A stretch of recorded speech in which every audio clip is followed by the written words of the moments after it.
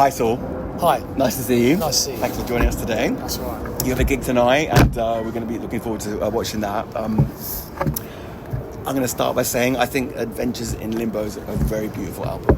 Thanks, man. I've been listening to that a lot. It makes me think of like autumn days in 1965 in Twin Peaks. You know, with the flutes. Yeah. And it's got a kind of, like a gentle, like autumnal. Yeah, I've heard that a lot.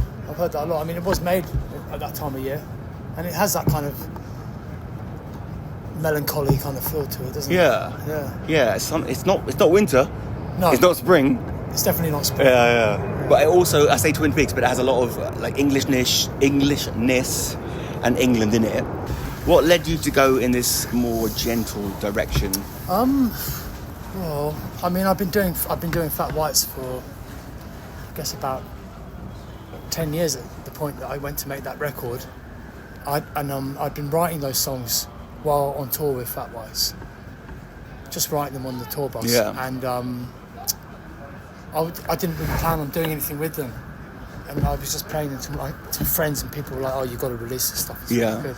I was a bit embarrassed by it. Why? At the time, because I don't know, it was kind of I've never made that kind of music. Right, yeah. I guess the music for me has always been a bit of a front, and then it was a bit more personal and like you say, very gentle. Yeah. And so it was more emotional.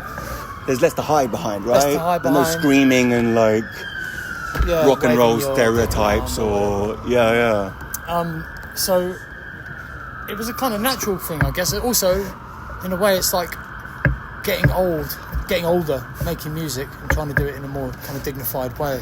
Dignified, if possible. Yeah. I'm not succeeding always at that. Well, we can't be like 100% dignified all the time, I guess, right? No, that would be absurd. That's the fun of it, yeah. It's called Adventures in Limbo, and like you're being held in limbo by your record label, Domino Records, at the moment, right? Did that inspire the title? No. The title is I got the title from there's an artist called Austin Osman Spare, who was a magician and an artist who was from Brixton, but he was around at the turn of the century. He had a book called Adventures in Limbo. I actually lived in the flat that he used to live in. Right.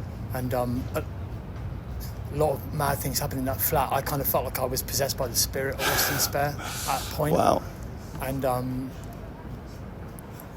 And I stole the title from him, which is kind of why I feel that I feel like he might have jinxed the record, and which is why it's been. So that was before this shit went down, right? Yeah, because Domino signed the record, and it was the day before it was supposed to be announced that it was going to be released, and they said they were going to hold off, and then they kept holding off, and then eventually they just said they weren't going to release it.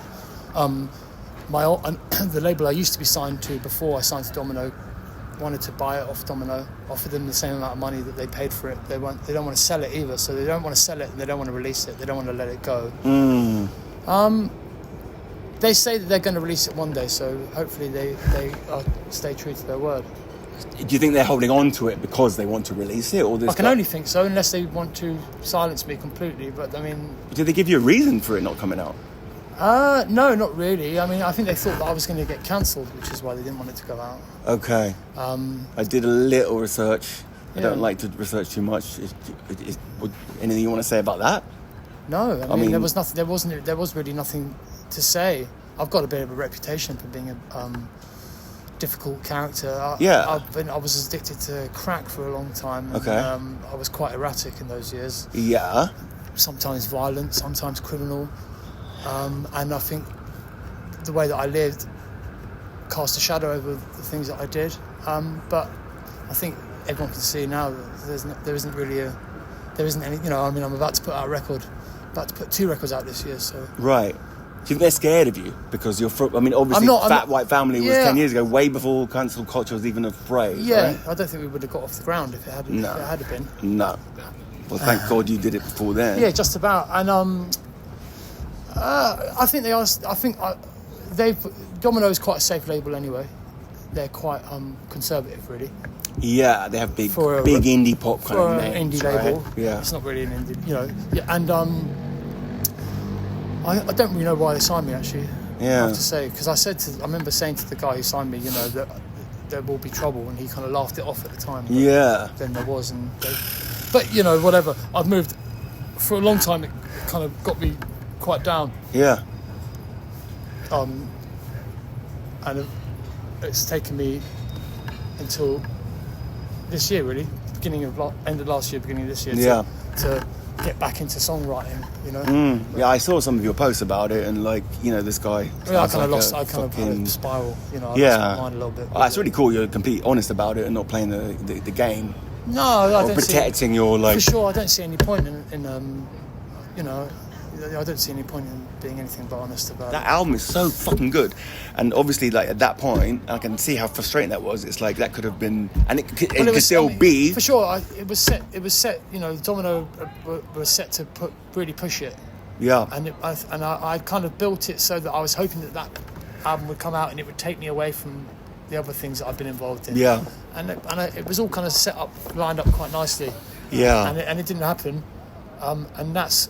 Because of that, it's taken on a different path, but it means that the Insecure Men record, which is coming out this summer, that would never have been created. I had to kind of go back. I had to take a step backwards, and that's been interesting. Going back to kind of making more simple pop kind of music. You know, so it's all good really in the end. I'm sure its day will come one day. You know. Maybe. Oh, it's an amazing album. I'm sure it would as well. I quite like it being a cult record that costs £200 on Discogs. I quite like that. £200. I know. I wish I had a few copies left to sell. So your experiences with the situation, like how was that like come out in the songs you're writing even since then? Well, I mean, if you listen to the album, it's quite morbid. It's kind of it's quite opiated in its sound. There's a kind of medieval kind of thing that you can kind of channel. I don't know. It's like, you know, like Nico has it on her solo records. Yeah. There's a kind of like history of it. There's some kind of correlation between opiates and this kind of medieval European cold kind of folky sound. I don't really know what it is, but there's elements of that on there.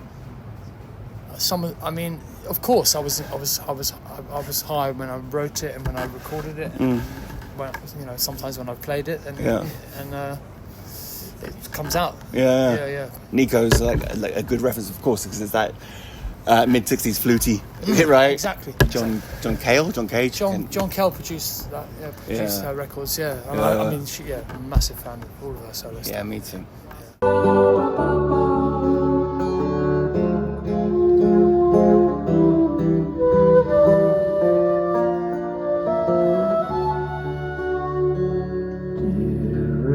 Of this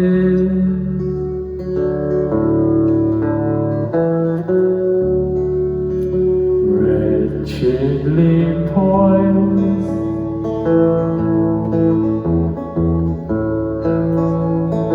demoniac.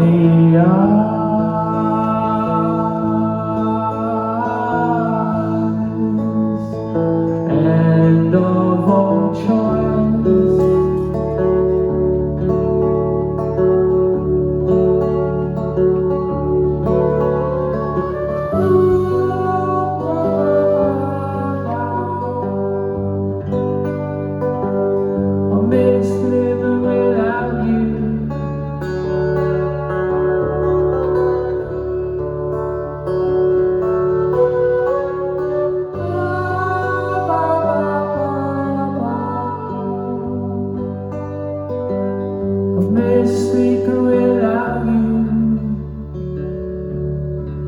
What draws you to the music that you love?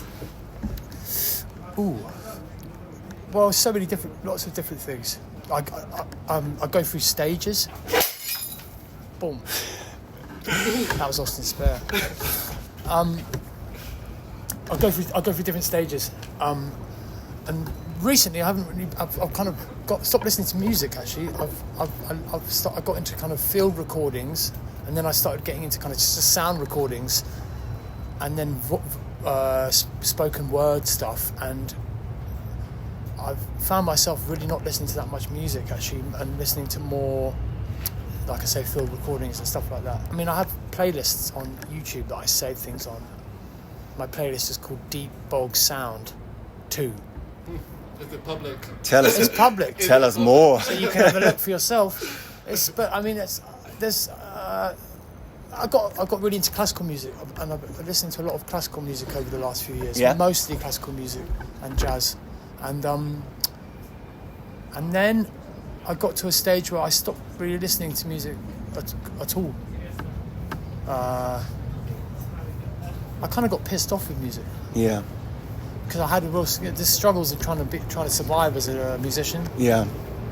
And then I got, like I said, I got interested in classical stuff, and I started making experimental music and drone music. And I thought that I could kind of sidestep from being in the kind of indie world into just being an avant-garde kind of composer with ease. And it didn't. I mean, it kind of like, it's a very difficult thing to do. I mean, people that work in that world are very like learned and. Yeah. Oh, right. It's very intimidating to like. Well, not intimidating. I just couldn't get. It's like you have to start from the bottom, and it didn't really happen. I wasn't dedicated enough to that one thing. I'm not dedicated enough to any one thing to pursue it. Okay, Totally. so like at some point something else distracted you and you went in a different direction. Well, yeah, I just wanted to write songs again. I started, I always end up writing country songs, what I think of as country songs. You said earlier about this process, like recently or always been like that way. I mean, I've always listened to country music, like kind of 3-chord songs, simple songs, folk songs, and as I've kind of become more I used to hide my voice in a lot of effects and stuff like that. Yeah.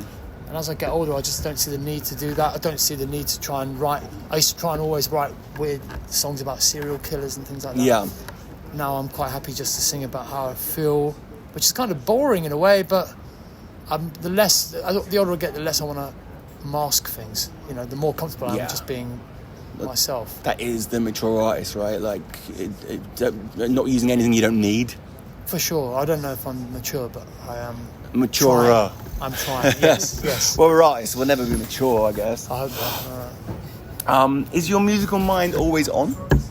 No. Like you said earlier that you stopped listening to music I had and to switch it off. Yeah. I had to switch it off, and it was always on. Before I would always have a song be writing a song in my head. Yeah.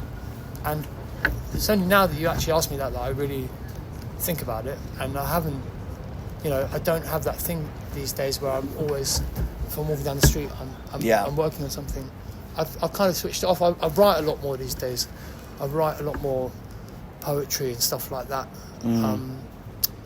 Bad poetry that I don't show anyone. I don't know. I mean, Unless you're unlucky enough to I be write at my lyrics and like I see you as the more of like the poet type of lyricist. And I mean, a lot of my lyrics in the past were written by the old singer in the Fat Whites, the singer in the Fat Whites. Yeah. I was always very unsure about my own words.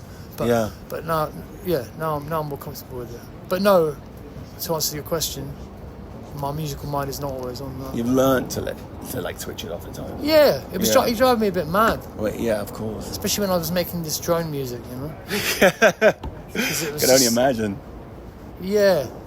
Yeah, makes me feel uneasy even thinking about it now. What's the difference between like when you were in a band and writing as that like ensemble piece and your process is to now on your own as a solo artist?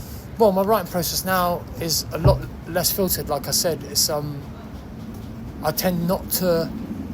If something comes out, I tend to just go with it. I don't question it. I don't question myself as much. It's less contrived, and I think I'm more aware of what I'm good at and what I'm bad at, and I'm trying to write. I try and write more melodic music.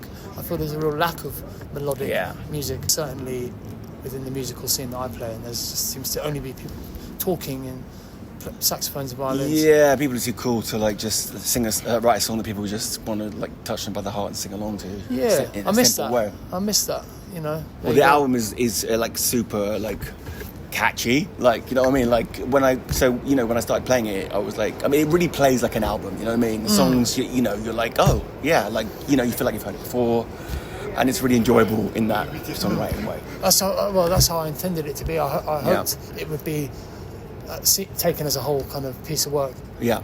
Yeah, for sure. Because I mean, that's another thing that there seems to be less of these days. I mean, naturally. Yeah, but, of course. I think to engage anyone for an hour or half an hour is kind of a challenge. How important is community to you? Not that important. I've moved around a lot. I've always been a bit of not a loner, but I've shifted from different groups. My life has been kind of one, you know, living in serious addiction for more than 10 years. You know, that takes you.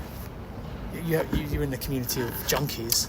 Yeah. Then you have to leave the community of junk. You know, so I've been in many different communities that I've had to leave, and so I've kind of managed to become quite self-sufficient like that. Of course, I have a community of friends. I do miss being involved in the music scene on a kind of grassroots kind of level, where I used to put on my own shows and book local bands, and that was a time when I really enjoyed being part of a community. But I can't return to that now. And I lived in France for 7-8 years. Right. And then I had to move back here. So coming back to London, which I did last year, and I go to the windmill and stuff like that. Yeah. And it's like I don't know anyone there anymore, you know. And I'm like 10 years older than everyone else. Yeah. And like I'm looking at the people in the mosh pit, and I kind of want to get involved, but I'm a bit too self-conscious, and I don't drink. I'm not as hammered as I used to be. Yeah. And you have to kind of accept your position. But you thanked Lou Smith on you know, where I assume that the cover is like Where Would We Be Without You, Lou, right? Oh, that's just on his cover. That's not on every cover. Right, okay. Jesus Christ. Right. Oh my God, that's so clever of him, right? Yeah, but I thank Lou, of course, but not that much. Yeah. No, but like Lou filmed our first show. And he came to our first rehearsals, and he was there the whole time. Yeah. And now, when I come back to London, and I'm meeting young people at gigs and stuff, and they, you know, people come from. I met people from Australia, from Brazil, that knew Lou Smith's page, and felt the need to come to South London because of the videos they'd seen. Yeah, you know, so he's become a legend actually. Yeah. Which is. By being not selfish and just like putting bands on and recording them at gigs. He's a true fan of music. Yeah. He's a true fan of gigs. Leaving outside the world that I have tamed,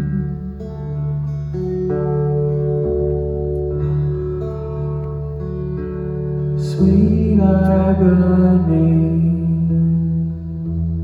watching you been framed.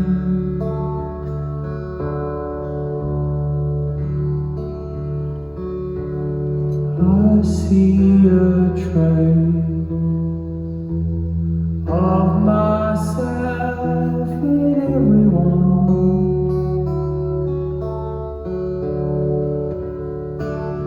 and so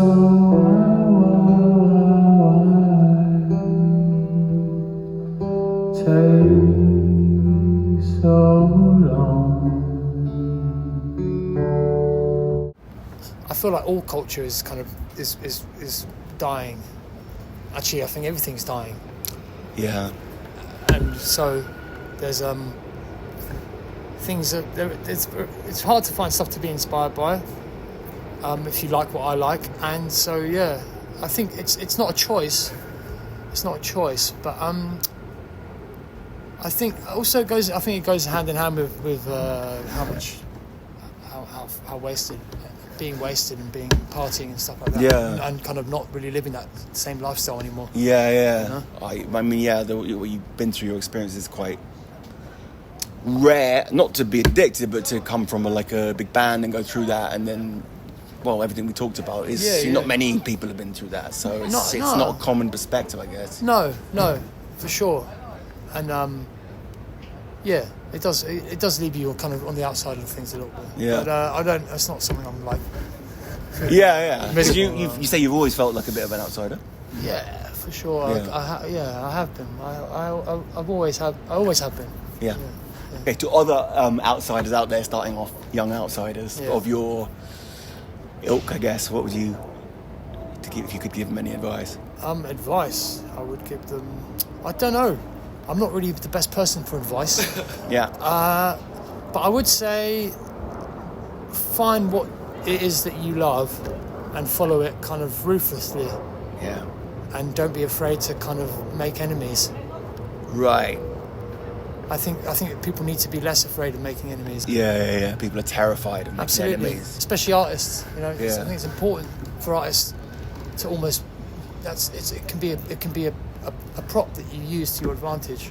You know, and to wear masks and to unsettle people can be an important part of your artistic process. I hate that sentence that just came out of my mouth. You know, you can have your platform removed.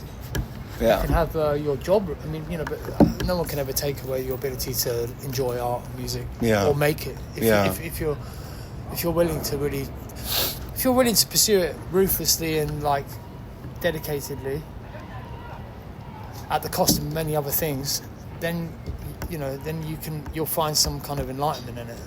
Right. But it might not bring you the things that you want or, you know, dream of at the beginning. Yeah. I had no desire to make any kind of artistic statement or express myself even. I wasn't really interested in that. I think that's because you were expressing like a different version of yourself, or you weren't ready. I really just wanted to. It was more, you know, there wasn't depth in it. You know, for me, it was just literally about getting fucked up and having fun with my friends, you know, being buffoons, really. Right. That was really all that interested me. Having a laugh, actually. Yeah. You know, they're not some kind of deep artistic mission. Sure, but you started super young, like before Fat Whites. You were, you were pretty. What was the name of the band you were in before Fat Whites? Metros. The Metros. My first band. Yeah, man. Like, how old were you when that took off? We were signed when we were 17. Wow. And we started when we were 15. Fucking hell, crazy. Yeah. So yeah, it's true. That's the thing. I've been doing it my whole life. Yeah. What do you want people to take away from your music? I don't want anyone to do anything really. I can't even think about that. It's not your concern, right? It's not my concern, and I'm not interested either. You know, it's like I don't give a fuck what people think or like or take away from it. Yeah. I don't. You know, it doesn't really bother me if people like it or not. Really. Yeah. In a way, I'd rather split opinion than be universally kind of loved, which I don't think there's any danger of that happening. Well, yeah, I mean, if everyone likes it, it's probably not that good, right? No, yeah, kind of Coldplay territory, I suppose. I thought you might answer the question like that. Last question. What is your purpose as an artist? What do you feel it is? I mean, that's a big question. What's my purpose as an artist? Well, it's hard for me to say. You know, it's hard to say without sounding like a real dickhead. But I have to give it a go. My purpose as an artist probably is to be a bit of a thorn in the side of whatever's kind of fashionable. I'm kind of kicking against the pricks. Yeah. Which is what Saul did in the Bible, I think. You know, going against the grain. Yeah. Essentially. Yeah. That really does sound like tosser stuff. But not how you said it, I don't think so. But I mean, that's what we need, right? Yeah, but I mean, even if I didn't want that to be the case, by looking back at my history, I'd have to say that that's really what I'm drawn to. You know, your purpose is at the end, and I'm not at the end. Yeah. True. So if there's any advice that I can give to young people who are looking to kind of start in music and be professional musicians, get signed and whatnot. If there was any advice that I could give to people in that position. Actually, the reason I'm doing this gig tonight is because it's put on by a friend of mine, a young guy, who asked me that question. And I said the best thing you can do is start your own night and ask your friends to play and, you know, try and pull some favours from people that you know who are in a higher position in the industry than you. And that's why I'm here tonight. So that's my advice really, is to start your own scene, start your own thing. Try and make a community. Yeah, sure. I mean, yeah, you can. Yeah, for sure. Make a community. But there's something about the word community that makes me think of people kind of holding hands and Sure. you know, like Yeah. you know, there's something kind of that's not my kind of community. Sure. But, We got him on the end. Thanks to you wording it in that right way, right? Sure. No, start Yeah. a community or start a scene. You know, start a movement. Yeah. You know? And I'm not so egalitarian, community minded. You know, I think better that artists be leaders, leading movements and manipulating people. Yeah. Than inviting them to kind of share their breakfast. That's so profound.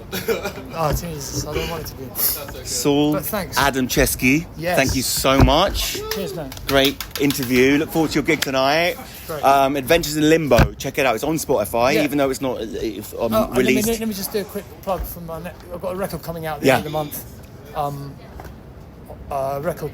It's called The Coward, and it's with featuring a guy called John S. Hall, who used to be in a band called King Missile, and that's coming out end of this month on Crack Copies label, and it's a kind of weird spoken word exotica record with a legend of the American spoken word scene. So yeah, excited about that.